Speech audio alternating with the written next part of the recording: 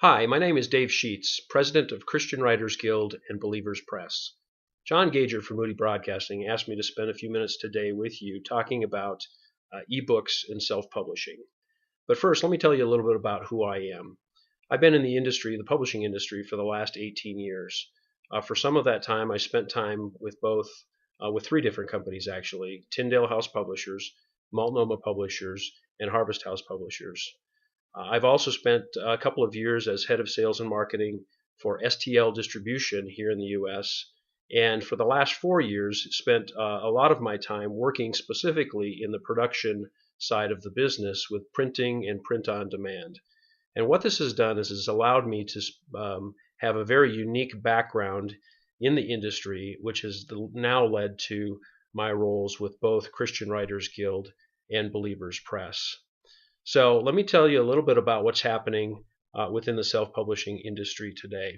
In the U.S., we use a term called the Wild West, which you may be familiar with, to talk a little bit about what's happening in publishing.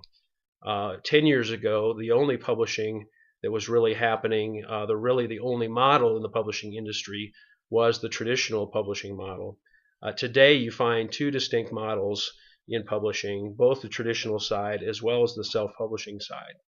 And so we're going to talk a little bit about that side of the industry here today, and specifically what's happening with ebooks and the explosive growth in the ebook market today.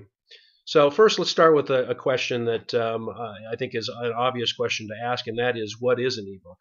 Well, for those of you who don't know what an ebook is, it's actually a lot broader than just a normal book file, which might be a Word file or even a PDF. A PDF in some cases can be called an ebook, but that's not really what a true ebook is all about.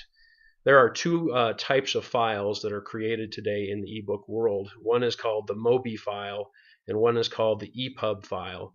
The Moby file is specifically used with the Kindle, which is part of the Amazon world, and the EPUB file is generally used by just about every other reader in the marketplace. The ebook conversion process is a very specialized process and takes some work and certainly some special systems to be able to manage. And so it's not just like going and saving a file in your computer. It does take some specialized work to make it happen. The nice thing about what's happening in the industry right now is that those ebook conversion services are available in a lot of different places. So what should it cost to produce an ebook? Well, in some places the cost is next to zero. There are services out there that will allow you to upload files directly into their systems, create an ebook, and then where they make their money is on the distribution of that product, where they take a percentage of those sales. There are also other places that spend a lot of time and energy and effort creating the best sorts of ebook files possible. And sometimes the old adage is true that you get what you pay for. So be careful as you're looking at, if you're considering this, looking at the types of services that are out there, and do some investigation to make sure you're getting what you want. The other thing about ebooks that's very, very important to understand is distribution. You can get an ebook file created, but that's only part of the solution. The rest of that equation is you need to have it distributed so that people can buy it and download it. Let me share with you what I consider to be 7 key important trends in the ebook and self-publishing world today. Ebook sales are growing, and really they're really exploding in many areas of the world. However, in the last year we've seen, or year and a half, we've seen those numbers, at least in the U.S., start to taper off and level out a little bit. Today, ebook sales account for about 35% of the market. So 35% of all the books that are sold in the U.S. specifically, those are ebooks. Back in 2008, when ebooks were really starting to take off, they were only about 1% of the market. So you can see that in the last 5 years or so, or last 6 years, we have seen some pretty significant growth within the ebook market. The second trend is that all book sales are moving to an online environment. So more and more every year we're seeing sales for books, not only ebooks, but also traditional paper books, moving to an online environment. And this is changing the way, not obviously the way that people buy, but also the way that the publishing industry is needing to react to the marketplace. Some of this is driven by self-publishing. Some of this is just driven by market forces in general. Some of the reasons why, or one of the specific reasons why online has become so popular, is that an online bookstore can have virtually unlimited shelf space. Today there's higher competition because of that for authors, both on the traditional side as well as the self-published side. The third trend in ebooks is that everybody can do it. The publisher is no longer the gatekeeper in this scenario. The traditional publishers have been gatekeepers in the past, but today the gatekeeper really is the consumer, because they vote with their dollars and with their buying habits to kind of make or break books in the marketplace. Distribution really is available to everyone through various different channels and so forth, and the tools to create ebooks are really available to everyone through the web and what's happening online. The fourth trend is that independent authors or self-published authors really have an advantage over traditional authors. And this is because self-published authors can do things quicker. They can do things usually cheaper. They have lower overhead in terms of what's happening in the publishing process. And so this gives them some advantage, especially in the pricing game, as larger publishers have to cover the overhead of books, and yet obviously the smaller publishers or independent self-published authors do not have the same sorts of overhead.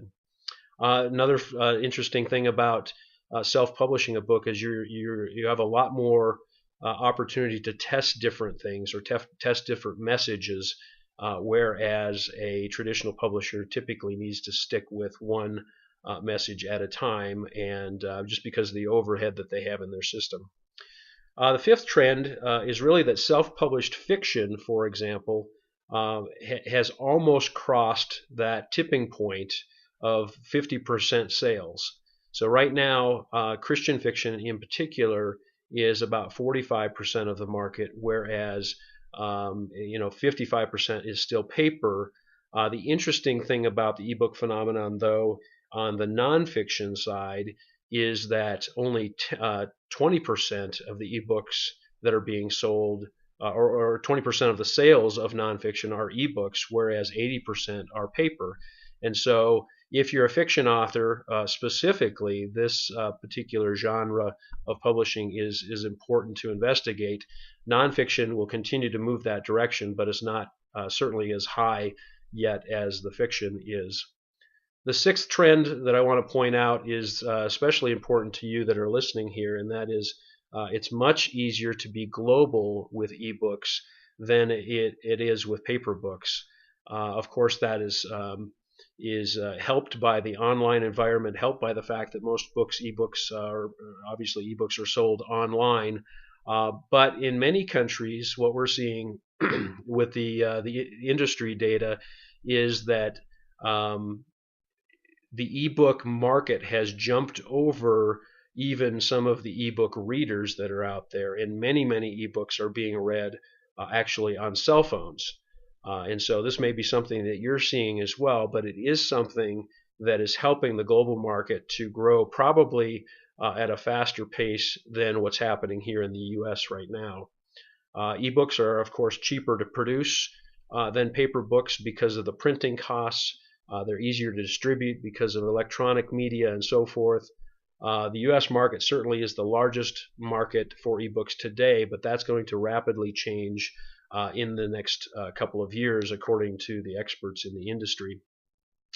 And finally, the seventh trend that I want to share is that the negative self-publishing stigma or attitude towards self-published products has really dissipated over the last couple of years, to the point where it's almost becoming a badge of honor for authors to say that they've self-published their book, primarily because they've had some of the same advantages that traditionally published authors have had in the past. And so they can point to some of the success that they've been having as part of that.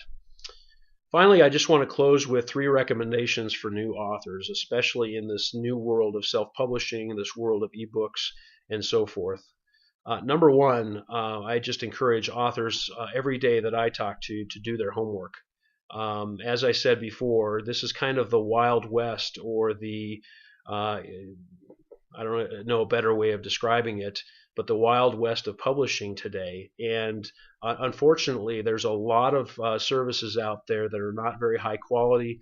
There are a lot of services out there that are interested in taking your money and not providing a quality service for you. So it's very important to do your research, spend time looking at reviews, get testimonials from people before you use a service online, especially.